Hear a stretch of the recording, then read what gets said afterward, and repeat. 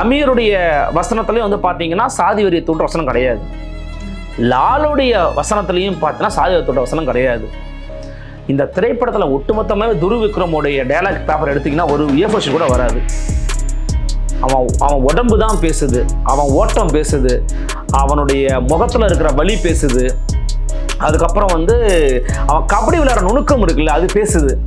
இப்போ கஷ்டப்படுறான்ல அவன் அதுக்கான ஒருத்தான ஆள் தான் இல்லை அப்படின்னு நம்மளை வந்து தூண்டி விடுது. அப்போ எந்த இடத்துலையுமே வந்து சுயசாதி பற்றையோ சுயசாதி வெறியையோ பேசாமல் சுயசாதியினூடான விமர்சனங்களை தான் பேசுகிறாரு மாதிரி. நம்மள யார் போனாலும் நமக்கு பாகிஸ்தானை தோக்கடிக்கணுங்கிறதான் எண்ணம். ஆனால் அவனுக்கு கிட்டானுக்கு உங்களை என்ன இங்கே இருக்கிற மக்களை இன்க்ளூடிங் பாகிஸ்தானை தோற்கடிக்க வேண்டிய கட்டாயம் இருக்குது சார். அந்த வசனத்தை நீங்கள் கேட்கும்போது உங்களா புல்லரிச்சு போயிடும். ஏன்னா எல்லாருமே அவனுக்கு எதிரியாக இருந்திருக்காங்க சார். அவன் ஒரு குக்கிராமத்துலேருந்து இவ்வளோ தூரம் வந்திருக்கிறாங்கிறதே பெரிய விஷயம் சார். இவங்க எல்லாரையும் அவன் தோற்கடிச்சு மேலே வரணும், அவன் எல்லாருமே ஜெயிச்சாகணும், தன்னை நிரூபிச்சாக வேண்டிய கட்டாயத்தில் இருக்கிறான். ஸோ நம்மளோட வெறி அவனுக்கு தான் சார் இருக்கும். அவன் தான் சார் ரைடு போகணும்னு சொல்லுவான். அவன் ரைடு போவான்.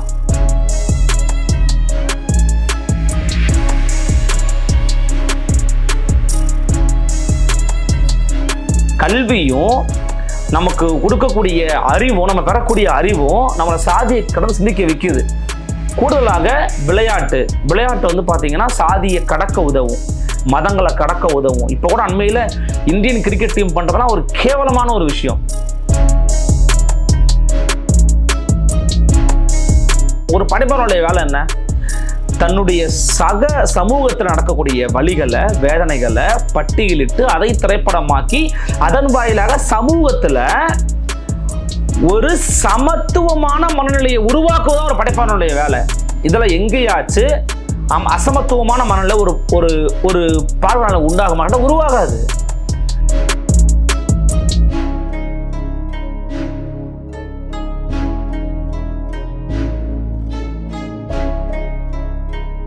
அடுத்ததான் நடந்த 2004 மக்களவை தேர்தலில் அதிமுகவை தோற்கடித்து வெங்கடேசப்பனாருடைய மனைவி அவர்களை எம்பி ஆக்கச்சு திமுக.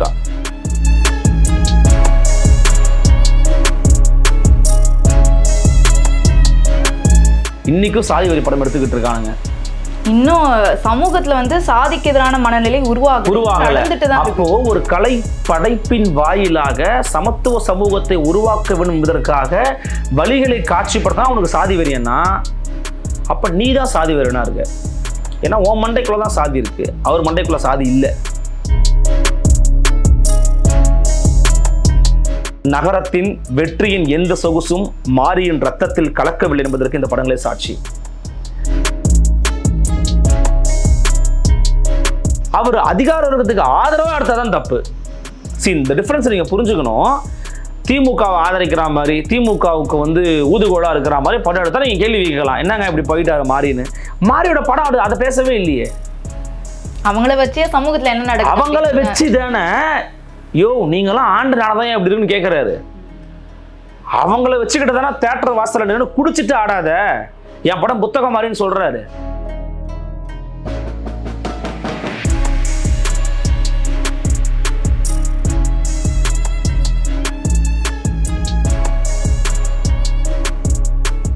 நலம் தரும் நல்லார் சித்த மருத்துவமனை இதய நோய், சர்க்கரை நோய், பக்கவாதம், சிறுநீரக பிரச்சனை, தண்டுவடம் மற்றும் மூட்டு பிரச்சனைகளுக்கு மிகச்சிறந்த மருத்துவமனை. கிருஷ்ணகிரி, சென்னை மற்றும் மதுரை. தொடர்புக்கு 8807666117 மற்றும் 8807666118. Nimati Property Management. Contact 7667008999. அன்னை பர்னிச்சர்ஸ். அன்னை திருமண சீர்வரிசை பொருட்கள், டிவி, ஃபிரிட்ஜ், வாஷிங் மெஷின் உள்ளிட்ட 200க்கும் மேற்பட்ட பொருட்கள் அடங்கிய திருமண சீர்வரிசை ரூபாய் 99,000 மட்டுமே. தமிழகம் முழுவதும் இலவச டோர் டெலிவரி. தொடர்புக்கு 7550014440 9345044044. ஃபோர்த் எஸ்டேட் தமிழ் நேயர்களுக்கு வணக்கம். இன்றைய தலையங்கம் நிகழ்ச்சியில் நம்மோடு இணைந்திருப்பவர் ஊடகவியலாளர் அருள்மொழிவர்மன் அவர்கள். வணக்கம் சார். வணக்கம்மா. இப்போ தீபாவளிக்கு கடந்த 17ஆம் தேதி பைசன் திரைப்படம் வெளியாகி வெற்றி நடை போடுகிறது. இந்த பைசன் திரைப்படம் கபடி வீரர் அர்ஜுனா விருது பெற்ற மணத்தி கணேசனுடைய கதாபாத்திரத்தில் துருவ் விக்ரம் நடிச்சிருக்கார். இந்த படத்தை பார்த்தீங்களா? ஏன்னா சாதிக்கு எதிரான படம்னு, அதாவது சாதி வெறியை தூண்டலை அப்படின்னு ஒரு பக்கம் சொல்லப்படுது. இன்னொரு பக்கம் மாரி செல்வராஜ் அவர்கள் சாதியை வந்து தூண்டுறாரு அப்படின்னு ஒரு பக்கம் சொல்லப்படுது. உங்கள் கருத்து என்ன சார்? நான் வந்து முதல்ல மனமார்ந்த வாழ்த்துக்களையும் பாராட்டுகளையும் மரியாதைக்குரிய இயக்குனர் மாரி செல்வராஜ் அவர்களுக்கு வந்து இதன் ஊடகத்தின் வாயிலாக வந்து தெரிவிச்சுக்கிறோம். காரணம் என்ன அப்படின்னா, இந்த திரைப்படத்தை நானும் வந்து திரையரங்குக்கு போய் தான் பார்த்தேன். ஒரு அற்புதமான ஒரு படைப்பு, ஒரு மிகச்சிறந்த ஒரு திரைப்படத்தை எடுத்துக்கிறாரு மரியாதைக்குரிய திரு மாரி செல்வராஜ். அவருக்கு மனமார்ந்த பாராட்டுகள் மற்றும் வாழ்த்துக்கள். இப்போ எங்கேருந்து வந்து இந்த பிரச்சனை வருதுங்கிறத நம்ம பார்க்கணும். முதல்ல இது வந்து அர்ஜுனா விருது பெற்ற மரியாதைக்குரிய மனத்தி கணேசன் இல்லையா, அவரை பற்றி நீங்கள் கூட ஒரு வீடியோ போட்டிருந்தீங்க. மனத்தி கணேசன் அவர்களுடைய வாழ்க்கையை தழுவி எடுக்கப்பட்டது. அந்த சிச்சுவேஷன்ஸ் வந்து பார்த்தீங்கன்னா மற்ற கல நிலவரங்கள்லாம் இருக்குது பார்த்தீங்களா, அதெல்லாம் வந்து மற்ற அரசியலோட தொடர்புடையது. இப்போ எதனால் இந்த விமர்சனத்தை வைக்கிறாங்கன்னு சொல்லணும். இப்போ நீங்கள் என்ன மாதிரி விமர்சனம்லாம் கேள்விப்பட்டீங்க? அதாவது என்ன சொல்கிறாங்க அப்படின்னா, இந்த படத்தில் முக்கியமான கதாபாத்திரமாக பசுபதி பாண்டியன் அவர்களையும் வெங்கடேச பண்ணையார் அப்படின்னு இந்த 2 கதாபாத்திரத்தில் வச்சுருக்காங்க. அதாவது வெங்கடேச பண்ணையார் வந்து நாடார் சமூகத்தை சேர்ந்தவர், இவர் வந்து தேவேந்திர குல வேளாளர் சமூகத்தை சேர்ந்தவர். இந்த 2 சமூகத்துக்கு நடுவில் நடந்த அந்த பிரச்சனையை இதில் காமிச்சிருக்காங்க அப்படின்னு சொல்லப்பட்டது. ஆனால் அதில் பிரச்சனையாக என்ன சொல்லப்பட்டதுன்னா, நிஜ வாழ்க்கையில் என்ன நடந்துச்சு அப்படின்னா, கூலி உயர்வு கேட்டதுக்காக இவங்க தரப்பில் வந்து சண்டை நடந்ததா அப்படின்னு சொல்லப்படுது. அதாவது தேவேந்திர குல வேளாளர் சார்பாக பசுபதி பாண்டியன் போயிட்டு கூலி உயர்வு கேட்குறாரு. அதனால இரு தரப்புக்கும் வந்து ஒரு சண்டை நடக்குது. இதனால கிட்டத்தட்ட 9 பேர் வந்து குற்றவாளியாக நிர்ணயிக்கப்பட்டாங்க அப்படின்லாம் சொல்லப்பட்டது. இதில் வந்து கிட்டத்தட்ட 75 பேர் வந்து இறந்ததாகவும் சொல்லப்படுது. இதனால தான் சாதி ரீதியிலான இந்த படமாக இருக்குது அப்படின்னு சொல்லப்படுது. அடிப்படையில் இப்போ நீங்கள் சொல்லியிருக்கிற டேட்டாஸ் வந்து பார்த்தீங்கன்னா செய்திகளில் நம்ம எடுத்தது நீங்களே பார்த்துருப்பீங்க. ஊடகங்களில் வந்த செய்திகள் மற்றும் கள நிலவரங்கள், காவல்துறையுடைய அதிகாரப்பூர்வ குறிப்புகளில் வந்திருக்கக்கூடிய செய்திகள் இதெல்லாம். இப்போ ஒரு திரைப்படத்தை நீங்கள் காட்சிப்படுத்தும் போது, இப்போ உதாரணத்துக்கு இது மாரி செல்வராஜ் அவர்களுடைய 5வது திரைப்படம். கடந்த 5 திரைப்படங்களையுமே வந்து பார்த்தீங்கன்னா கிட்டத்தட்ட கொஞ்சம் களத்தில் நடந்த சம்பவங்கள் இப்படி தான் எடுத்திருப்பாரு. இப்போ கர்ணன் ஒரு திரைப்படம் வந்துச்சு. கர்ணன் திரைப்படத்தினுடைய அடிப்படை பிரச்சனை எங்கிறது ஆரம்பிக்குதுன்னு பார்த்தீங்கன்னா, அதாவது அந்த கதையினுடைய பிரச்சனை என்ன சொல்கிறாங்கன்னா, பேருந்து நிறுத்தம் இல்லை, கொடியங்குளத்துக்கு பேருந்து நிறுத்தம் இல்லை அப்படிங்கிறது. இப்போ உண்மையிலேயே அந்த மாதிரி ஒரு பிரச்சனை இருந்துச்சாங்கிற பிரச்சனை இருந்துச்சு. தென் தமிழகத்தில் குறிப்பாக சில ஊர்களில் பேருந்து நிறுத்தம் வந்து இல்லாமல் இருந்துச்சு. குறிப்பாக அங்கே வந்து பட்டியலின மக்கள் வாழ்ந்துக்கிட்டு இருந்தாங்க. அவங்களுக்கு என்னப்பா பேருந்து நிறுத்தம் ஒரு கேடு இப்படிங்கிற மாதிரி ஒரு மனநிலை வச்சுருந்தாங்க. பரியரும் பெருமாள் ஒரு நல்ல திரை அம்சம், அது மிக அருமையாக எடுத்திருந்தார். இறுதி காட்சியில் கூட வந்து பார்த்தீங்கன்னா அந்த வில்லனை எதிர்க்க துணியக்கூடிய 2 உரையாடல் செய்யக்கூடிய இடத்துல வந்து ஒரு குட்டியாக ஒரு தேநீர் கோப்பையை வச்சு அதை இறக வச்சு முடிச்சிருப்பார். அவ்வளவு அருமையான ஒரு காட்சிப்படத்தில் வந்து மாரி செல்வராஜ் வந்து ஒரு ராயல் செல்யூட்டை நம்ம கொடுத்து ஆகணும். இப்போ இந்த திரைப்படத்தில் நீங்கள் சொல்கிற மாதிரி வந்து பார்த்தீங்கன்னா மையக்கரு அப்படிங்கிறது 2 சமூகத்தில் எடுக்கிற பிரச்சனையை பற்றி எடுக்கிறது கிடையாது. மையக்கரு அப்படிங்கிறது ஒரு திறமைசாலி, ஒரு விளையாட்டு வீரன், ஒரு விளையாட்டில் நம்ம மேலே வரணும்னு நினைக்கக்கூடிய ஒரு ஆளுக்கு, ஒரு பையனுக்கு அரசியல் தெரியாத, சாதி தெரியாத, மதம் தெரியாத, எந்த விதமான வேறுபாடுகளையும் பார்க்கக்கூடிய விவகாரம்லாம் சமூகத்தில் இருக்குங்கிறத பற்றி தெரியாத ஒருத்தன் நான் எப்படியாச்சும் மேலே வந்துடணும்னு போராடுறான் பார்த்தீங்களா, அந்த போராட்டம் எப்படிப்பட்டதாக இருக்குன்றத காட்சிப்படுத்துகிறாரு மாரி. அதுதான் நம்ம வந்து ஒரு பெரிய ஒரு விஷயமா நம்ம பார்க்குறோம். ஏன் நான் அதை சொல்கிறேன் அப்படின்னா, வெங்கடேச பண்ணையார் அவர்களையும் பசுபதி பாண்டியன் அவர்களையும் வந்து குறிப்பால் உணர்த்தக்கூடிய காட்சிகள் இடம்பெற்றிருக்குது. ஆனால் அதிலும் கூட ரொம்ப சென்சிட்டிவான பாயிண்ட், அந்த சென்சிட்டிவான பாயிண்ட்ஸில் கூட ஒரு மெல்லிய விரிசல் கூட ஏற்பட்டு விடாதபடிக்கு அந்த அளவுக்கு ரொம்ப கண்ணியமாக நேர்த்தியாக காட்சிப்படுத்துறதுல வச்சு 2 பேருமே என்ன மாதிரியான மனநிலையில் இருந்தாங்க, அதில் ஒரு அற்புதமான ஒரு காட்சி வரும். இப்போ கதையினுடைய ஒன்லைன் என்ன அப்படின்னு பார்த்தீங்கன்னா, ஒரு விளையாட்டு வீரன் தான் வந்து எப்படியாச்சும் இந்தியாவுக்கு விளையாடணும்னு விருப்பப்படுறாமா. அந்த விளையாட்டு வீரன் வந்து பார்த்தீங்கன்னா அவனுக்கே தெரியாமல் அந்த சமூகத்தில் இருக்கக்கூடிய பல அழுக்குகளால் முடக்கப்படுறான், புறக்கணிக்கப்படுறான். அவன் எப்படி அதெல்லாம் உடைச்சிட்டு மேலே வராங்கிறது தான் கதை. அப்படி இருக்கும்போது இந்த 2 பிளேயர்ஸ், 2 முக்கியமான கேரக்டர் வந்து பார்த்தீங்கன்னா சமூகத்தில் இருந்த நபர்களை குறிக்குது. இப்போ உதாரணத்துக்கு இப்போ வெங்கடேச பண்ணையார் எடுத்துப்போம். இவங்க என்ன சொல்கிறாங்கன்னா, கதைப்படி வெங்கடேச பண்ணையார் வந்து ஒரு கபடி டீம் வச்சிருக்கிறாரு, ஓகேங்களா. அந்த கபடி டீமில் அவர் வந்து இந்த பையன் விளையாடுறத பார்க்குறாரு, துருவிக்ரம் விளையாடுறத பார்க்குறாரு. துருவிக்ரம் தான் அதில் வந்து கிட்டான் அப்படிங்கிற ரோல் ப்ளே பண்ணுறாரு. காலமாடன், அதான் வந்து படத்தோட பேரே காலமாடன் தான். ஸோ அவர் தான் காலமாடன். சூப்பராக விளையாடுறாருன்னு பார்க்குறாரு. அவரை சேர்த்துக்கிறாரு, தன்னுடைய டீமில் சேர்த்து விருப்பப்படுறாரு. அப்போது அந்த டீமுக்குள்ளே இருக்கிறவங்க, வெங்கடேச பண்ணார் கூட இருக்கிறவங்கலாம், அதாவது இந்த திரைக்கதையின்படி பார்த்தீங்கன்னா வேறு வெங்கடேச பண்ணார் கிடையாது, அவர் பேர் வேற. அப்போது அந்த காட்சிகள் வந்து பார்த்தீங்கன்னா அவங்க கூட இருக்கிறவங்களாம் அந்த பையனை எதிரே பார்க்குறாங்க. குறிப்பாக ஒரு காட்சியில் வந்து அவங்க உட்காந்து சாப்பிட்டுக்கிட்டு இருக்கும்போது ஒருத்தரை வந்து திருப்பியும், அதாவது அமீர் தரப்பில் இருக்கிறவங்க வந்து ஒரு குண்டை போடுறாங்க. அப்போ ஆமாம், அமீர் வந்து இப்போ வந்து பார்த்தீங்கன்னா இந்த பக்கம் பாண்டியராஜன் கேரக்டர் நடிச்சிருக்கிறாரு. அவர் யார் உணர்த்துறாருன்னு சொல்லப்படுகிறதுனா பசுபதி பண்ணவத்தை தான் சொல்லப்படுகிறது. அப்போ 2 பேருக்கும் ஒரு ரைவாலிட்டி நடக்குது. அப்படி இருக்கும்போது அங்கே இருக்கிறவங்கலாம் யாரில் பண்ணியிருப்பாங்கன்னு லால் கேட்குறாரு. லால் கேட்கும்போது எல்லாரும் இவனை பார்க்குறாங்க, துருவிக்ரம பார்க்குறாங்க. அப்போ என்ன ஆகுதுன்னா, அப்போ அவர் என்ன பண்ணுவார், அப்போ அதுதான் வந்து சீன். அப்படி பண்ணும்போது, நான் உன்னை விளையாட்டாக தானே பார்க்குறேன், நீ வந்து நல்ல விளையாட்டு வரனா வரணும்ல, நீ என் கூட தாங்க வர முடியாது, நீ போ, நீங்கள் இருந்து போயிடு, எனக்கு மேலே எந்த சந்தேகமும் கிடையாது, நீ போயிடு அப்படிங்கிறாங்க. அப்போ என்னன்னா, தலைமைகளில் இருக்கிறவங்களுக்கு யாருக்குமே தேவையற்ற ஒரு சந்தேகம் வர்றது கிடையாது. அவங்க வந்து விளையாட்ட தான் பார்க்குறாங்க. இப்படி ஒரு தலைமைக்கான ஒரு காட்சி அமைச்சவர். அதே போல் அல்லது அதை விட நேர்த்தியாக பசுபதி பாண்டியனை குறிக்கக்கூடிய அமீருக்கு ஒரு காட்சி படத்தில் வச்சிருக்கிறாரு. அமீர் வந்து பார்த்தீங்கன்னா இப்போ துருவிக்ரமும் சொந்த சாதியை சேர்ந்த இன்னொரு பெண்ணை விரும்புகிறாரு. அவங்க வயதில் மூத்தவங்களா இருக்கிறாங்க, பட் விரும்புகிறாரு. காதலுக்கு வயது எதுவுமே தடை இல்லை அப்படிங்கிறதுனால விரும்புகிறாரு. அந்த திருமணத்தை தடை போடுகிறார் அந்த பெண்ணுடைய அப்பா. ஓகேங்களா, 2 பேரும் ஒரே சாதி தான். அதாவது இதில் நடிச்சிருக்கிறதுல ஒரு ஒன் ஆஃப் த பெஸ்ட் கேரக்டராக நான் சொல்லணும் அப்படின்னா பசுபதியை சொல்லுவேன். துருவிக்ரமோட அப்பா பசுபதி நடிச்சிருக்கிறார். அவ்வளோ எக்ஸலண்ட்டான ஒரு ஆக்டிங். அதாவது அவரை வந்து ஆக்சுவலாக அவர் இன்னும் நேஷனல் அவார்டு கிடைக்கல. ஏன் கிடைக்கலன்னு எனக்கு தெரியல. அதில் ஒரு மிகப்பெரிய அரசியல் இருக்கிறதா நான் பார்க்குறேன். நீங்கள் வந்து சார்பட்டா பரம்பரை பார்த்துருப்பீங்க.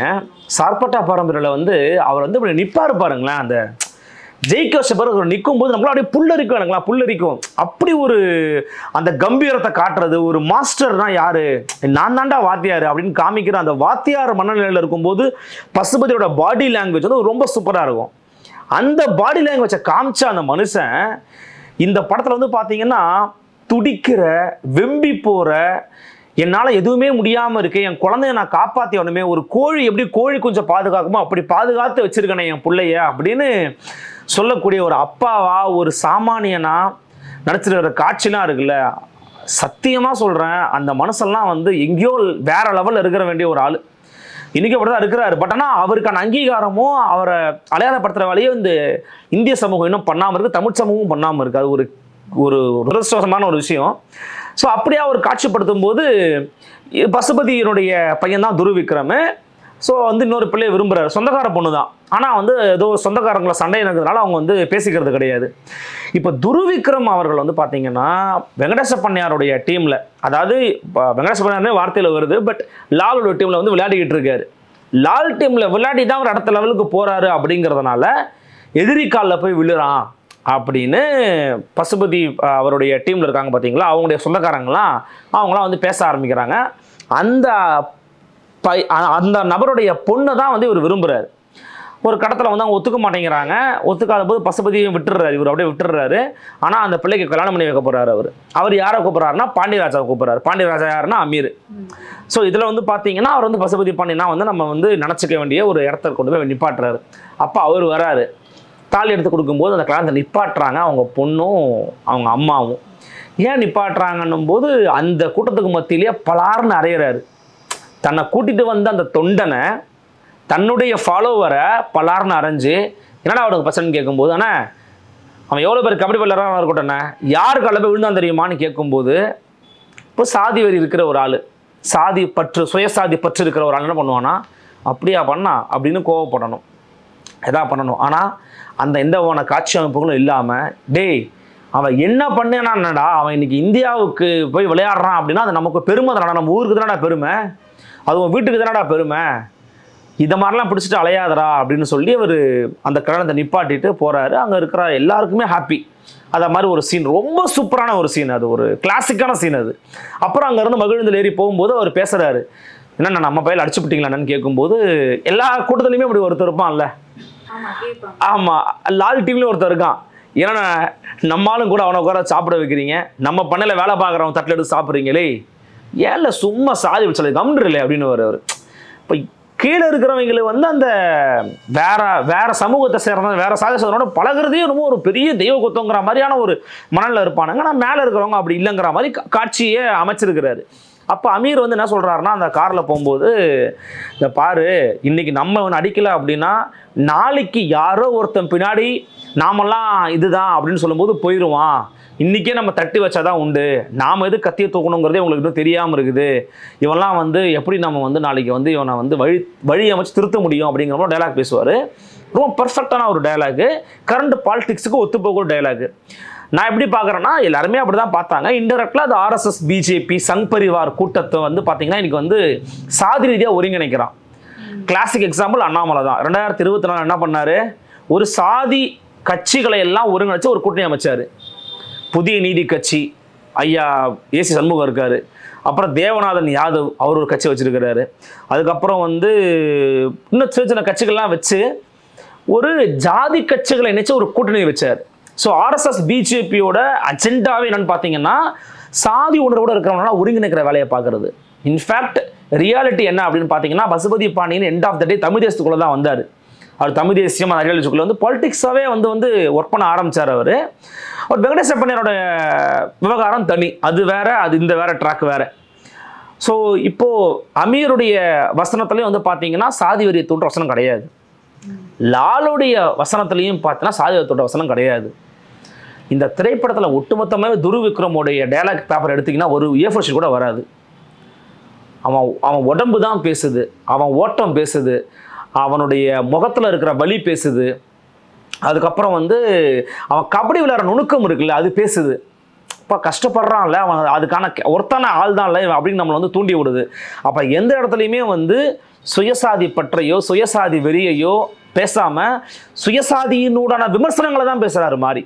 நீங்கள் நல்லா புரிஞ்சுக்க வேண்டியது என்னன்னா, தொடர்ச்சியாக மாறி படங்களை பார்க்கும்போது எங்கேயுமே சாதி வெறியவோ சாதி பற்றையோ தூக்கி காட்டவே மாட்டார். இங்கே சாதி இருக்கு, சாதியை தாண்டி வர வேண்டிய கடமை நம்ம எல்லாருக்கும் இருக்குது. இப்போ எது அதெல்லாம் உடைக்குதுன்னா, ஒற்றுமையான பார்வை உடைக்கும், திறமை உடைக்கும். அந்த திறமையை அங்கீகாரப்படுத்தும் போது, சமூக அங்கீகாரப்படுத்தும் போது எல்லாம் சமநிலைக்கு வரும் அப்படிங்கிற ஒரு எண்ணம் தான் அது. அதனால இதை சாதி வெறி படம்னோ சாதி படம்னோ முத்திர குத்துறது வந்து பார்த்தீங்கன்னா அவர்கள் மூளைக்குள்ள இருக்கக்கூடிய அழுக்காக தான் நம்ம வந்து பார்க்க வேண்டியதாக இருக்கிறது. மற்றபடி படம் வந்து ஒரு கிளாசிக்கான படம். இந்த படத்தை வந்து குறை சொல்றதுக்கு எதுவுமே கிடையாது. இதனுடைய மையக்கரு அமீர் கேரக்டர் வந்து என்ன சொல்லுது, அதாவது பசுபதி பாண்டியன் கேரக்டர் என்ன சொல்லுது அப்படின்னு ஒரு பதிவு நான் படிக்கிறேன். நான் ஏன் கத்தி தூக்கினேன் அப்படின்றது இங்கே பாதி பேர் மறந்துட்டாங்க. இங்கே யாரும் மேலேயும் கிடையாது கீழையும் கிடையாது, எல்லாரும் சமம் அப்படின்னு சொல்லி தான் நம்ம கத்தியை தூக்கி சண்டை போட ஆரம்பித்தோம் அப்படின்னு பசுபதி பாண்டியன் கேரக்டர் நடித்த அமீர் வந்து சொல்கிற மாதிரியான சொல்லியிருக்காரு. நான் பதிவு படிச்சிருந்தேன். இதை பற்றி சொல்லுங்க. அதான் சொன்னேன், இப்போது அமீருடைய கேரக்டர் அப்படிங்கிறது வந்து எந்த இடத்துலையுமே நாமெல்லாம் மேலே, நாமெல்லாம் ஆண்ட பரம்பரை, நம்மளை எவ்வளோ பெரிய ஆள் தெரியுமா, நாமெல்லாம் இந்த வழி வந்தவங்க அந்த வழி வந்தவங்கன்னு எங்கேயுமே பேசலை, எந்த இடத்துலையுமே பேசலை. இந்த பாரு, நாம் இங்கே போராடிக்கிட்டு இருக்கிறது யாருக்காக, நம்ம மக்களுக்காக தான் போராடிக்கிட்டு இருக்கோம், நம்ம மக்களோட உரிமைக்காக தான் போராடிக்கிட்டு இருக்கோம் அப்படிங்கிறத உணர்த்தக்கூடிய ஒரு கேரக்டருமா அது. ஆக்சுவலி பசுபதி பாண்டியன் அவர்கள் இன்னைக்கு வந்து 2021 ஐ திங்க் ஸோ நாடாளுமன்றத்தின் மூலமாக தேவேந்திர குல வேளாளர்கள் அப்படின்னு பேரை மாற்றிருக்கிறாங்க அஃபிஷியலாக. ஆனால் இதற்கு முன்பாகவே தேவேந்திர குல வேளாளர்கள் கூட்டமைப்பு அப்படின்னு ஒரு அமைப்பை உருவாக்கி அரசியல் படுத்தினவர் திரு பசுபதி பாண்டியன். அப்படி பண்ணவர் அவர் ஆக்சுவலி. ஸோ நீங்கள் அங்கே போயிட்டு அவர் வந்து அந்த கேரக்டரில் மாறி வச்சிருக்கிற நுணுக்கம் இருக்குல்ல, ரொம்ப ரொம்ப முக்கியமானது. அந்த கேரக்டருக்கு கொடுத்த அந்த வெயிட்டாக இருக்கட்டும். நம்ம இது வரைக்கும் மாறி நீங்கள் வந்து பார்த்தீங்கன்னா ஒரு ஒரு காட்சி அமைப்புகள் வந்து ரொம்ப படிமங்களாக சில விஷயங்கள்லாம் பண்ணுவார். ரொம்ப முக்கியமானது வந்து பார்த்தீங்கன்னா விலங்குகளை பயன்படுத்துறது. கர்ணன் திரைப்படத்தெல்லாம் நினைக்கிறேன் ஐ திங்க் ஸோ இதில் வந்து நாயை பரியர்வப்பெல்லாம் நாயை பயன்படுத்தியிருப்பார். கர்ணனில் வந்து இன்னொரு விலங்கை பயன்படுத்தியிருப்பார் ஐ திங்க் ஸோ, நான் மறந்துட்டேன், வர மாதிரி அந்த மாதிரி பண்ணியிருப்பார். அப்புறம் மாமன்னனில் வந்து பன்றியை பயன்படுத்தியிருப்பார். இந்த திரைப்படத்தில் வந்து ஆட்டை பயன்படுத்தியிருப்பார். ஆடு வந்து பார்த்தீங்கன்னா அவங்க கிடா வெட்டுறதுக்காக போவாங்க ஒரு பேருந்துக்குள்ளே. இந்த ஆடு வந்து சிறுநீர் கழிச்சிடும் இன்னொருத்தர் மேலே. அவர் மாற்று சமூகத்தை சேர்ந்தவர். அப்போது ஆடு என் மேலே போய் இது பண்ணிருச்சுறான், சரி விடுங்க விடுங்க உட்காருங்கன்னும் போது என்னடா மேலே கை வைக்கிற அப்படின்னு சொல்லி அவங்க பையன் துருவிக்ரம் கோவம் வந்து அவன் அடிக்க போயிடுவான், அடிச்சிருவான். அவனுக்கு எதிராளி என்ன பண்ணுறதுன்னு தெரியாமல் அந்த ஆட்டையே கொன்றுவான். அதாவது சாமிக்கு வேண்டுதல் விட்டு கிடா வெட்ட போகிற ஆண்டை வந்து கொன்றுவாங்க. அப்போ வந்து அந்த காட்சி நமக்கு என்ன உலுக்கி போடும்னா, சாதாரணமான ஒரு விஷயம் இது ஒரு பெரிய விஷயமே கிடையாது. ஆனால் அங்கே எவ்வளோ வீரியமாக அந்த மண்ணில் வந்து ஒரு பிரச்சனை இருக்குங்கிறத காட்சிப்படுத்திக்கிட்டே இருப்பார். அந்த ஆடை பார்க்கும்போது நம்ம நிறைய விஷயங்கள் ஞாபகத்துக்கு வரும். எதுக்காக இது ஒரு பிரச்சனைன்னு பண்ணுறாங்களே, பண்ணியிருக்கிறாங்களே. உண்மையான சம்பவம் நான் சொல்ல வரல, அது ஒரு உதாரணம், அது ஒரு வெளிப்பாடு. அது அந்த விலங்குக்கு தெரியாது என்ன நடக்குதுங்க அப்படிங்கிற மாதிரி நமக்கு தோணும். அப்போ அதெல்லாம் வந்து பார்த்தீங்கன்னா ஒரு சூப்பரான சீனு, அதெல்லாம் வந்து அடிச்சுக்கவே முடியாது. அதே போல தான் காதல் பற்றின சில சீன்ஸ் வந்து பார்த்தீங்கன்னா ரொம்ப ரொம்ப டீசெண்டாக இருக்கும். அது ரொம்ப நமக்கு வந்து அதை பார்க்கும்போது அசூயாக உணரவே முடியாது நம்மளால். அது சாதாரணமான விஷயம் தானே அப்படின்ற மாதிரி தோணும். இன்னொரு குறிப்பாக என்னென்னா, இதை பல இடங்கள் அவரே பதிவு பண்ணியிருக்கிறாருன்னு நினைக்கிறேன் திரு மாரி செல்வராஜ் அவர்களே. ஒரு இடத்துல வந்து பேசும்போது ஐட்டம் சாங்ஸை பற்றி பேசுவார். சமூகத்தில் ஐட்டம் சாங்ஸ் ரொம்ப அதிகமாகிடுச்சு. இப்போ பெண்களை வந்து ஒரு பொருளாக தான் பார்க்குறான். ஒரு பெண்ணு வந்து ஆடை வந்து குறைச்சிக்கிட்டான்னா அது ஒரு ரசிக்கக்கூடிய மனநிலை, இது படத்துக்கு ஒரு ஐட்டம் சாங் வச்சுனான்னு கேட்கக்கூடிய மனநிலைங்கிறது தமிழ் சமூகத்துக்கு ஒரு கேவலமான இழிவான ஒரு மனநிலை. அதை நம்மளால் கொண்டாடிக்கிட்டு இருக்கோம். ஒரு திரைப்படத்தில் வந்து பார்த்தீங்கன்னா பாபநாசம் திரைப்படம், அந்த திரைப்படம் வந்து பார்த்தீங்கன்னா திரைப்படத்தினுடைய கரு நம்ம ஒருத்தவங்களை கொன்றுவாங்க, அதை மறைக்கிறதுக்கான பண்றாங்க. அதோடைய ரூட் என்னன்னா, அவன் கொல்லப்பட்டவன் அந்த பெண்ணை வந்து ஆபாசமா படம் எடுப்பான். அவன் படம் எடுத்து வெளியில விட்டுருவானோ அப்படிங்கிற ஒரு பயம், அந்த பயத்தினால அவன் கொலை பண்ணுவான். அப்புறம் கொலை பண்ணதான் மறைப்பான். ரூட் எங்க இருந்து ஆரம்பிக்குதுன்னா, ஒருத்தவன் ஆபாசமா படம் எடுக்கிறான். ஏன்டா நான் ஏன் எதுக்குடா நான் ஆபாசமா படம் எடுத்து உன்னை செருப்பால் அடிப்பேன்டா, என் உடம்பு வச்சுட்டு என்னடா பண்ண வர, போடா நான் காவல்துறையோட புகார் கொடுத்துக்கிறேன், உன்னை நான் கைது பண்ணிக்கிறேன். இதை வந்து ரியாலிட்டியாக நம்ம பண்ண வேண்டிய ஒரு வேலை. யாருமே அப்படி ஒருத்தரை வந்து தப்பாக அப்ரோச் பண்ணுறான்னா, ஃபேஸ் பண்ணுற எதிர்கொள்ளக்கூடிய ஆற்றலை நீங்கள் கலையின் வழியாக வளர்க்க வேண்டுமே ஒழிய பதற்றத்தையோ பயத்தையோ வளர்க்கக்கூடாதுங்கிறத யதார்த்தமான உண்மை. பட் அந்த படம் வந்து பார்த்தீங்கன்னா பட ரீதியாக காமன் மேன் சந்திக்க மாட்டாங்கன்னு சொல்லுவாங்க. ஆனால் அதை மாரி செல்வராஜ் குறிப்பிட்ட இடத்துல பேசும்போது, அப்போ பெண்ணோட உடலை வந்து ஒருத்தர் தப்பாக படம் எடுத்துட்டான்னா அவனுக்கு எதிரான மனநிலையை விட ஐயோ அதை மறைக்கணுங்கிற மனநிலைக்கு போகிறோம் நம்ம. அப்போ கலையின் வடிவம் வந்து உங்களுக்கு தைரியத்தை ஊட்டலை, உங்களுக்கு வந்து ஒரு பிற்போக்கு மனநிலையை ஊட்டுது. உங்களுக்கு கலையின் வடிவம் அப்படி இருக்கக்கூடாது, கலை இப்படி இருக்கக்கூடாது, கலை வந்து உங்களுக்கு போராட்ட வடிவத்தை கொடுக்கணும் அப்படின்றது இந்த படம் ரொம்ப சூப்பராக காட்சிப்படுத்தியிருப்பாங்க. ஸோ நான் சொன்ன மாதிரி இது நான் லீனியர் ஸ்டோரி. இது அவர் வந்து கிளைமேக்ஸில் வந்து படம் வந்து அப்படியே பழைய விவகாரங்களுக்குள்ளே நகருது. அதில் ஒரு இடத்துல ஒரு காட்சி வரும், ரொம்ப சூப்பரான ஒரு சீனு. நேஷனல் லெவலில் ஒரு டீம் செலக்ட் ஆகிடுறாரு. டீம் செலக்ட் ஆன பிறகு கேப்டனாக வந்து தமிழக சேர்ந்த ஒரு வீரர் இருக்கிறாரு, இன்னொரு வீரர் சேர்க்க முடியாது, 2 தமிழ்நாடு பிளேயர்ஸ் வர முடியாதுன்னு சொல்கிறாங்க. கோச்சுக்கு ஒரு செமையான ஃபைட் நடக்குது. அப்போ கோச் சொல்கிறாரு, நீ தான் பொறுப்பே இருக்கணும், தோத்துட்டிங்கன்னா நீங்கள் தான் காரணமாவீங்கன்னாரு. அவர் தமிழ்லேயே சொல்லுவார், கோச்சுக்கு புரியாது, ஹிந்திக்காரன்னு நினைக்கிறேன்.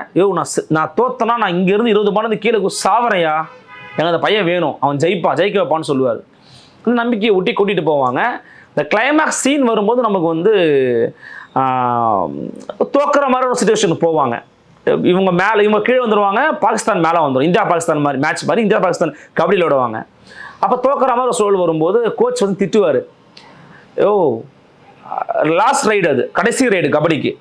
அப்போ வந்து என்ன பண்ணுவாரா, கேப்டன் வந்து கணேசன் நீ போ அப்படின்னு, கிட்டான் அந்த படம் கிட்டான் நீ போ அப்படின்றவாரு. அப்போ ஒரு போ சொல்லும்போது நீ எதுக்குடா இந்த மாதிரி பண்ணிட்டு இருக்கான்னு அந்த கோச் கேட்பாரு.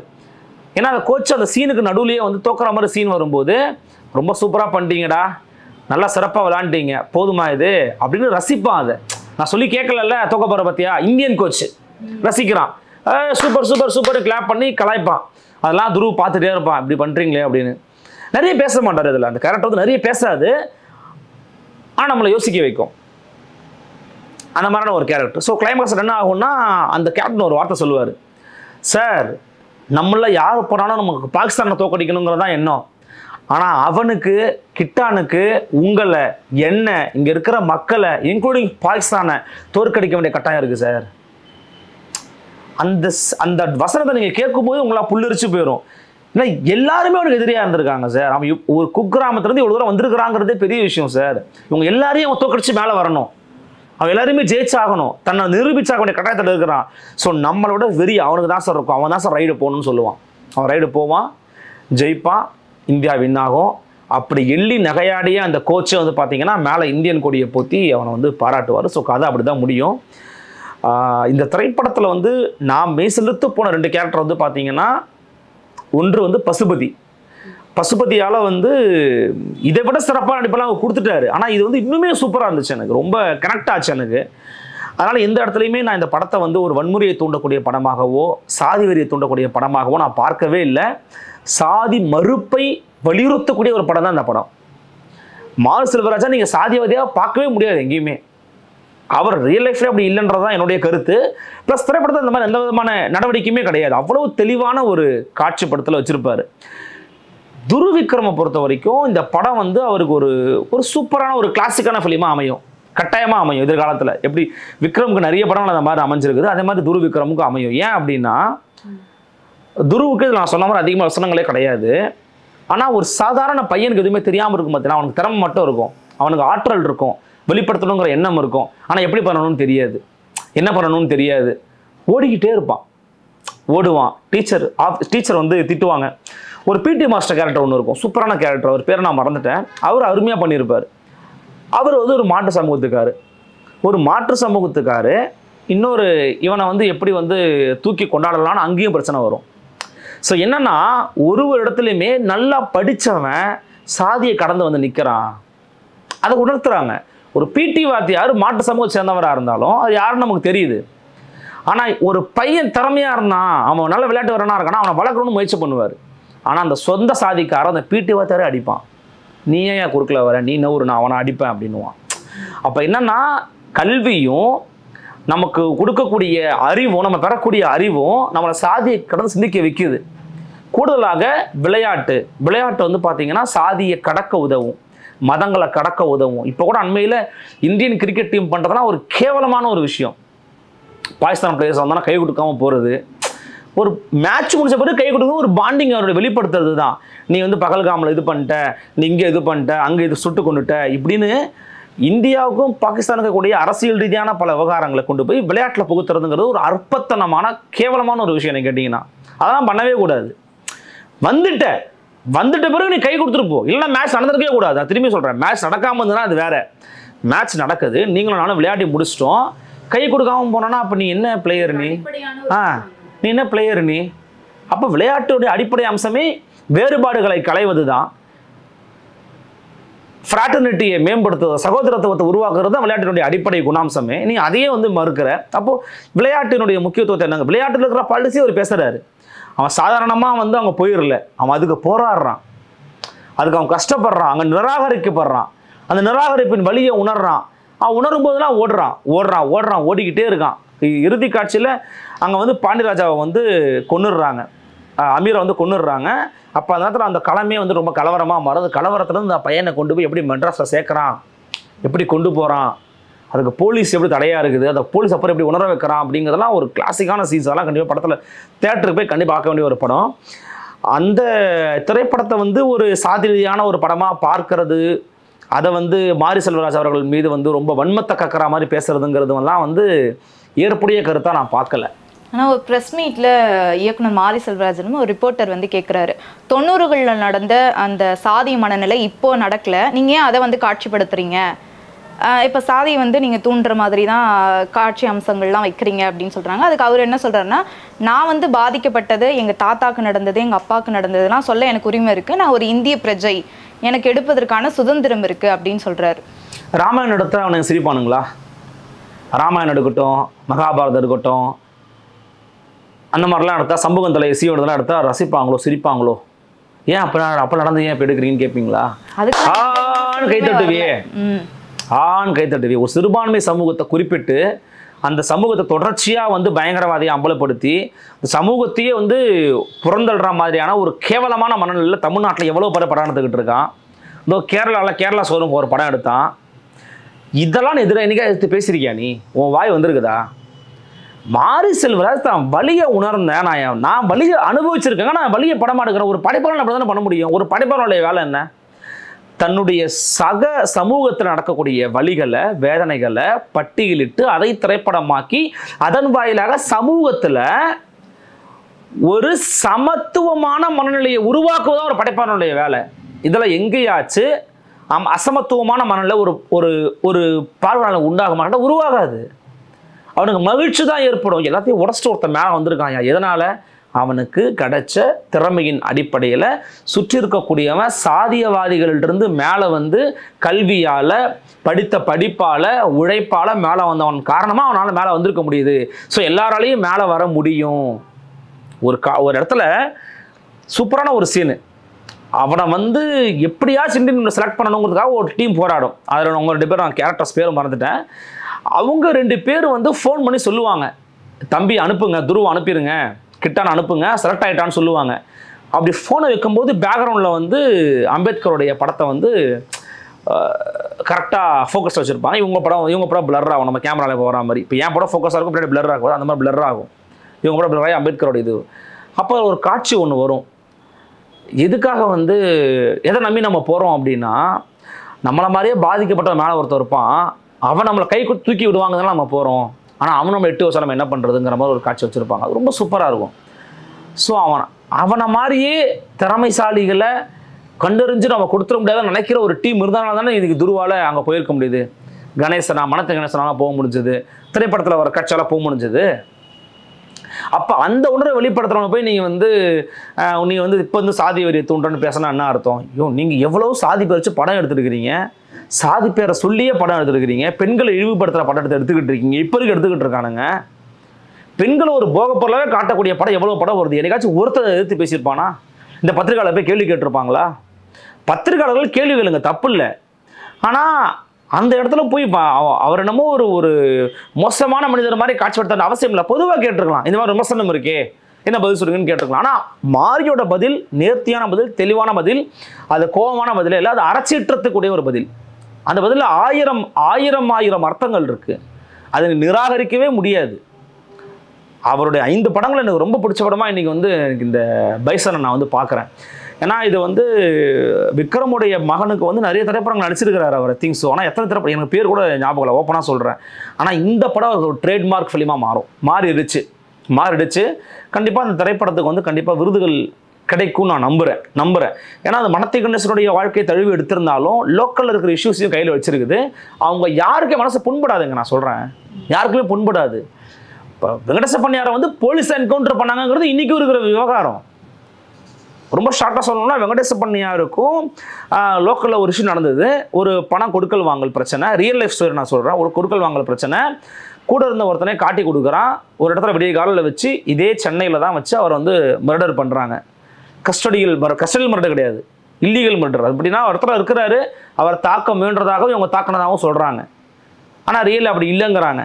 அந்த நேரத்தில் அதிமுக ஆட்சி, ஜெயலலிதாமையோட ஆட்சி, அவர் உடலை வந்து தூத்துக்குடி கூட்டு போகும்போது ஜெயலலிதா ஒழிக, அதிமுக ஒழிகன்னு கோஷம் போட்டாங்க. லாரியை கொளுத்துனாங்க, பஸ்ஸை கொளுத்துனாங்க, கடை அடைச்சாங்க.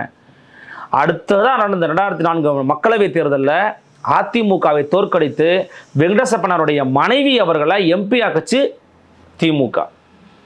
1.5 லட்சம் வாக்கு ஜெயிச்சாங்க அவங்களுடைய மனைவி. அவர் மறையும் போது அவங்க மனைவி வந்து கன்சீவாக இருந்தாங்க, கர்ப்பமாக இருந்தாங்க. அப்புறம் அவங்க போராடி பார்த்தாங்க, சிபிஐக்கெலாம் கேட்டு பார்த்தாங்க. 2017 தான் ஐ திங்க் ஸோ சிபிஐக்கெலாம் வந்துச்சு. சிபிஐ விசாரணைக்கு வரும்போது, கோர்ட்டுக்கு வரும்போது ரொம்ப காலதாமதம் ஆயிடுச்சு, இவ்வளோ டிலே ஆயிடுச்சு, கேட்கறதுல பரவாயில்லன்னு சொல்லி நிராகரிச்சிட்டாங்க. ஸோ சிபிஐ ஆமாம் 2005 6 நடந்த சம்பவத்துக்கு 2017 தான் கொடுத்தாங்க அந்த சிபிஐக்கு போகும்போது. இப்போ எதுவுமே பண்ண முடியல. இப்போ வரைக்குமே அவருடைய மரணம் ஒரு மர்மம் தான், இன்னைக்கு வரைக்குமே.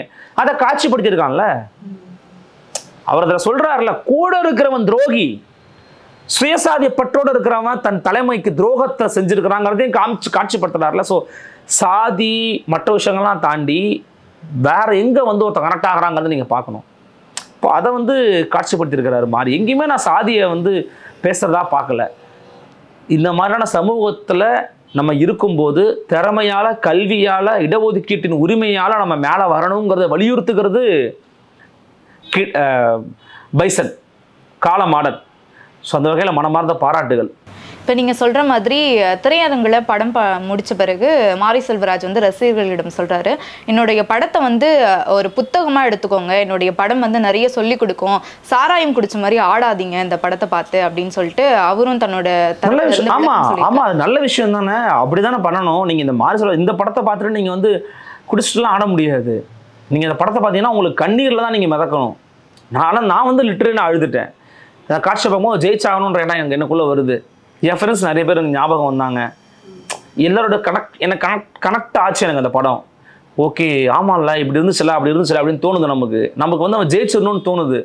சீட்டு ஒரு நுனிக்கு போய் பார்க்குறோம், ஜெயிச்சிட்டானா கூட தொட்டுட்டானா அப்படின்னு போய் பார்க்குறோம். அது வந்து அவரோட வெற்றி தானே. நீங்கள் அப்படிப்பட்ட வெற்றியை வந்து நீங்கள் குடிச்சிட்டுலாம் கொண்டாட முடியாது, படிச்சுட்டு தான் கொண்டாட முடியும். அவர் சொல்ல உண்மைதான். அவர் புத்தகம் மாதிரி தான், திரைப்படங்கிறது புத்தகம் மாதிரி தான். இவங்களை விட எனக்கு அசுரன் ரொம்பவே பிடிக்கும். இப்போ சும்மா கம்பேரிட்டிவ்காக சொல்கிறேன், அசுரன் ரொம்ப ரொம்ப பிடிக்கும் எனக்கு. ஏன்னா அது இன்னும் ஒரு படி மேலே எனக்கு கனெக்ட் ஆச்சு. அந்த வெளிப்படுத்துகிற விதமாக இருக்கட்டும், தனுஷோட வசனங்களாக இருக்கட்டும், வெற்றியோட காட்சியாக இருக்கட்டும், சூப்பராக பண்ணியிருப்பார். இன்னுமே ரொம்ப பிடிக்கும். அப்போ எல்லாமே வந்து வலியிலிருந்து பாதிக்கப்பட்டவன் பேசும்போது அதை கேட்கறதுக்கு செவிகளை கொடுங்க. கேட்க முடியாது, நீ தூண்டி ஊரெல்லாம் பேசக்கூடாது, அது ரொம்ப தவறானது, பிழையானது. இன்றைக்கும் சாதி வரி படம் எடுத்துக்கிட்டு இருக்கானுங்க. இன்னும் சமூகத்துல வந்து சாதிக்கு எதிரான மனநிலை உருவாகல. அப்போ ஒரு கலை படைப்பின் வாயிலாக சமத்துவ சமூகத்தை உருவாக்க வேண்டும் என்பதற்காக வழிகளை காட்சிப்படுத்தினா உனக்கு சாதி வெறியன்னா, அப்ப நீ தான் சாதி வெறியனா இருக்க. ஏன்னா உன் மண்டைக்குள்ள தான் சாதி இருக்கு, அவர் மண்டைக்குள்ள சாதி இல்லை. இந்த படைப்பு வழியா எப்படிங்க இதை பத்தி இயக்குனர் வசந்தபாலன் ஒரு அழகான பதிவு, மிக மிக அற்புதமான ஒரு பதிவை போட்டிருந்தாரு. நான் அந்த பதிவுல இருந்து சில விஷயங்கள் நான் உங்களுக்கு படிச்சு காமிக்கிறேன். ஏன்னா அவர்லாம் வந்து பாத்தீங்கன்னா நல்ல ஒரு படைப்பாளி. அவர் அந்த ஒரு விஷயத்த சொல்றாரு. அரசியல் ஒரு சாக்கடை என்று நீங்கள் சொல்லலாம். அரசியலுக்குள் நான் இல்லை, அரசியல் எனக்கு பிடிக்காது, அரசியல் எனக்கு தெரியாது என்று நீங்கள் எந்த வார்த்தையும் உச்சரிக்கலாம். ஆனால் உங்கள் வாழ்க்கையை அரசியல் தான் தீர்மானிக்கிறது. உங்கள் படிப்பை அரசியல் தான் தீர்மானிக்கிறது. உங்கள் தேர்வுகளை அரசியல் தான் தீர்மானிக்கிறது. புதிய 2000 ரூபாய் நோட்டுகளை கூட அரசு தான் தீர்மானிக்கிறது. நான் சொன்னேன் பார்த்தீங்களா, அவனுக்கு எதுவுமே தெரியாது. பட் ஆனால் அவன் யாரால கட்டுப்படுத்தப்படுறான்? அரசியலால். ஒரு இடத்துல அவன் சொல்கிறான், அந்த கிட்டான்னு சொல்கிறான், என்னால் ஓட முடியாதுப்பா, நம்ம ஓடலாம், நம்ம போயிடலான்னு சொல்கிறாரு. நான் ஓட முடியாதுப்பா, நான் ஓட மாட்டேன், எனக்கு இது மேலே ஓட தெம்பு இல்லை. ஏன் சொந்த ஊரில் விளையாட விடுங்க, ஏன் வெளியே அனுப்புறீங்க, நம்ம தலை விதிடாது அப்படின்னு சொல்லுவார். அப்போது ஒரு அவங்களுக்கு அவங்க அதில் பிறந்தது தவிர வேற என்ன குற்றம் பண்ணாங்க? அது குற்றமே கிடையாது. அதில் அவங்க பிறந்துட்டாங்க, அதனாலேயே அவங்க இப்படி பண்ணிகிட்டே இருக்கிறது சரியாகுமா அப்படிங்கிறதான் அந்த படத்தினுடைய கதாபாத்திரம் சொல்லக்கூடிய ஒரு விஷயம். முதுமை காரணமாக சண்டையை போட முடியாமல் விழுந்து கிடக்கிறார், அழுகிறார், கொந்தளிக்கிறார், வெறி கொண்டு சாமி ஆடுகிறார். ஒரு துளியில் கூட பசுபதி என்ற நடிகன் தெரிந்து விடாமல் தோற்றுப்போன சம்சாரியாக திரையில் தெரிகிறார். இத்தனை ஆண்டுகளாக மழைக்கு காத்திருக்கும் பூமி போல அழகான கதாபாத்திரங்களுக்காக காத்திருந்து காத்திருந்து நடிக்கிறார். அது பெரிய ஆன்மபலம். வாழ்த்துக்களை பசுபதி சார் அப்படின்னு சொல்லி போடுறாங்க. இந்த படத்துல வந்து பாத்தீங்கன்னா சில சீன்ஸ் தான், அதை ஒரு குறிப்பிட்டு சொல்றாரு. 3 காட்சி தான் லவ் சீன். லவ் சீனுங்கிறது 3 சீன் தான். ஒரு இடத்துல ஃபர்ஸ்ட் மீட் பண்ணுவாங்க, அப்புறம் விட்டு போகும்போது மீட் பண்ணுவாங்க, நடுவில் மீட் பண்ணுவாங்க, அவ்வளோதான். 3 சீன் தான் வந்து இது. துருவ பற்றி ஒரு தான் அழகாக சொன்னார். நான் அதை தான் குறிப்பிட்டு சொல்லியிருந்தேன். துருவ் படம் நெடுக பேசும் வசனம் ஒரு பக்கம் அளவு கூட இருக்காது. ஆனாலும் கபடி களத்தில் அவர் கபடி விளையாடுகிற காலமாடன் உடல் மொழியும், படம் நெடுக காணும் கிராமத்து மண் சாலைகளிலும், சென்னை விளையாட்டு வீதிகளிலும், ஜப்பான் விளையாட்டு அரங்கிலும் அவர் ஓடிக்கொண்டே இருக்கும்போது வெளிப்படுத்தும் உடல் மொழி 1000 உணர்வுகளை வெளிப்படுத்த வார்த்தையற்றவனின் உடல் மொழி அப்படின்னு சொல்லி எழுதியிருப்பார். அவனை பாடச் சொன்னால் இந்த ஜனம் கேட்டு தீராத பாடலை ஆண்டுக்கணக்காக பாடி தீர்ப்பான். அப்படி இருக்கிறது துருவின் உடல் மொழி. அந்த மொழி நம்முடன் பேசிய வண்ணம் இருக்கிறது. அவ்வளவு பர்ஃபெக்டான ஒரு பாடி லாங்குவேஜை கொடுத்துருப்பாரு துருவ் விக்ரம். அதனால தான் நம்ம சொன்னோம் நல்ல படமாக நடிச்சிருக்கிறாரு அப்படின்னு சொல்றாரு. பரியரும் பெருமாள், கர்ணன், மாமன்னன், வாழை, பைசன் என மார் செல்வராஜன் வழிகள் சொல்லி அடங்காமல், சொல்லில் உரையாமல், சொல்லி ஆறாமல், அழுது ஆற்றாமல், எத்தனை ஒப்பாரிகளுக்கு பின்பும் இன்னும் இன்னும் ஆங்காரமாக துளி கங்கு அணையாமல் சாம்பல் இந்த பெருநிலமெங்கும் கதைகளாக, பாடல்களாக, திரை வண்ணங்களாக பறந்து பரவிய வண்ணம் இருக்கிறது. ஒரு எழுத்தாளன், ஒரு கவிஞன் திரைக்குள் இயக்குனராக நுழைந்தால் என்ன நடக்குமோ, என்ன அதிசயங்கள் நடக்குமோ அது இந்த 5 திரைப்படங்கள் நடந்திருக்கிறது. நகரத்தின் வெற்றியின் எந்த சொகுசும், ரொம்ப முக்கியமான வார்த்தை, நகரத்தின் வெற்றியின் எந்த சொகுசும் மாரியின் ரத்தத்தில் கலக்கவில்லை என்பதற்கு இந்த படங்களே சாட்சி. எல்லாமே எல்லா படங்களும் வெற்றி. உதயநிதி கூட நடிச்சு, உதயநிதி வச்சு படம் எடுத்தாச்சு. Who is he? தமிழ்நாட்டினுடைய முதலமைச்சர், அவர் நிழல் முதலமைச்சர், அதிகாரத்தோட நெருக்கத்தில் இருக்கிற எல்லா சொகுசும் மாரிக்கு கிடைச்சிருச்சு. இன்னைக்கு ஸோ தப்பாக சொல்லலை, அவர் இன்னைக்கு உச்சத்தில் இருக்கிறாரு, தமிழ் சினிமாவில் உச்சத்தில் இருக்கிறாரு, எடுத்தா ஹிட்டு அப்படின்னா ஒரு டேரக்டர் அவர். ஆனால் அவருடைய படத்தில் அது வெளிப்படுச்சா? நகரத்தில் தான் வசிக்கிறார், சென்னையில் தான் இருக்கிறாரு. நகரத்தின் வெற்றியின் எந்த சொகுசும் மாரியின் ரத்தத்தில் கலக்கவில்லை. அவன் ரத்தத்தை தான் என் படமாக எடுக்கிறான், அதில் ஏதாவது ஒன்று தெரிஞ்சிச்சாயான்னு கேட்குறாருல. அது வந்து உண்மையிலேயே ஹேட்ஸ் ஆஃப் தான். மாரி செல்வராஜ் நம்ம கொடுத்தாகணும். நிறைய பேர் வைக்கிற விமர்சனம் இருக்குது, மாரி வந்து ரொம்ப நெருக்கமாக இருக்கிறாரு, அதிகாரத்துக்கு நெருக்கமாக இருக்கிறாரு, ரஞ்சித்தும் அப்படி தான் இருக்கிறாரு, உதயநிதிக்கு நன்றி சொல்கிறாங்க. என்னைய பொறுத்தவரைக்கும் நான் எப்படி பார்க்குறேன்னா, அவர்களை வச்சு படம் எடுக்க போகிறாங்களா சொல்கிறாங்க. என்னைய பொறுத்தவரைக்கும் நான் ஒன்று தான் சொல்லுவேன். இதை வந்து நம்ம தோழர் எவிடன்ஸ் கதிர் சொல்லுவார். காலா கபாலிலாம் பார்த்தீங்களா? ஆமாம், பார்த்துருக்கேன். இந்த கபாலி காலாலாம் எடுக்கும்போது இதை பற்றி ஒரு விமர்சனம் வரும்போது தோழர் எவிடன்ஸ் சொல்லுவார், நிறைய பேர் நினச்சிக்கிட்டு இருக்கான் ரஜினி கூட சேர்ந்ததுனால பாரஞ்சித்து பண்ணிட்டு வாங்கன்னு. பாரஞ்சித்தை செஞ்சுட்டார் ரஜினின்னு. ரஜினி தான் ரஞ்சித் செஞ்சு விட்டான் அப்படின்னு சொல்லுவார். ரஜினிக்கு தான் தெரியாது நம்ம என்ன படத்தை நினச்சிக்கிட்டு இருக்கோம், ரஞ்சித் என்ன சொல்ல வராருன்னு தெரியாமல் நினச்சிக்கிட்டு இருக்காங்க. ஸோ ரஜினியை வச்சு நீங்கள் பண்ணும்போது நீங்கள் பொது சமூகத்துக்கு அறியப்படுவீங்க, தெரியப்படுறீங்க, ஈஸியாக இப்போ ரீச் ஆக முடியும். ரஞ்சித் பண்ணது சரி, அது ரஞ்சித் சர்பட்ட பரம்பரை எடுத்தாரு. அப்போ இன்னைக்கு வந்து அதிகார வர்க்கத்தோட நெருக்கமாக இருக்கிறதுனால அவர் அதிகார வர்க்கத்துக்கு ஆதரவாக எடுத்தாதான் தப்பு. இந்த டிஃப்ரென்ஸ் நீங்கள் புரிஞ்சுக்கணும். திமுகவை ஆதரிக்கிற மாதிரி, திமுகவுக்கு வந்து ஊதுகோலா இருக்கிற மாதிரி படம் எடுத்தா நீங்கள் கேள்வி கேட்கலாம், என்னங்க இப்படி போயிட்டாரு மாரின்னு. மாரியோட படம் அதை பேசவே இல்லையே. அவங்கள வச்சே சமூகத்தில் என்ன நடக்குது, அவங்கள வச்சு தானே யோ நீங்களாம் ஆண்டு நாளதான் எப்படி இருக்குன்னு கேட்குறாரு. அவங்கள வச்சுக்கிட்டு தானே தேட்டர் வாசலில் நின்று குடிச்சிட்டு ஆடாத என் படம் புத்தகம் மாறின்னு சொல்றாரு. அப்போ நீங்கள் அங்கே அப்படிதான் நான் பார்க்குறேன். மாரியவோ ரஞ்சித்தையோ திறமை இருக்கிறவங்க, ஆற்றல் இருக்கிறவங்க, உழைப்பு கொட்டினவங்களுக்கு இன்னைக்கு ஒரு வாய்ப்பு கிடைக்குதுன்னா பயன்படுத்த தான் சார் செய்வாங்க. அது திமுக இருக்கா திமுக, அதிமுக வந்தால் அதிமுக, வேற யாரும் இருந்தால் வேற யாரும் பயன்படுத்தியிருப்பாங்க, அவ்வளவுதான். பயன்படுத்தட்டும்ன்ற என்ன தப்புன்ற நான். அப்படி பயன்படுத்தி தப்பு பண்ணா நீ கேளு, தப்பு பண்ணிட்டாங்கப்பா வாயை மூடிட்டு இருக்காங்கப்பா நான் கேளு. பயன்படுத்தி அவன் கலையின் வாயிலாக கெட்டதை விதைச்சா கூட நீ கேள்வி கேட்கலாம். கெட்டதை விதைக்கலையே அந்த மனுஷன். மனமார்ந்த வாழ்த்துக்களையும் பாடலும் தெரிவிக்கணும். கண்டிப்பாக எல்லாருமே திரையரங்குக்கு போய் இந்த படத்தை கண்டிப்பாக பாருங்க. நன்றி சார் உங்களுடைய கருத்துக்களுக்கு. மிக்க நன்றி. அடுத்த நிகழ்ச்சியில் சந்திக்கலாம். நன்றி.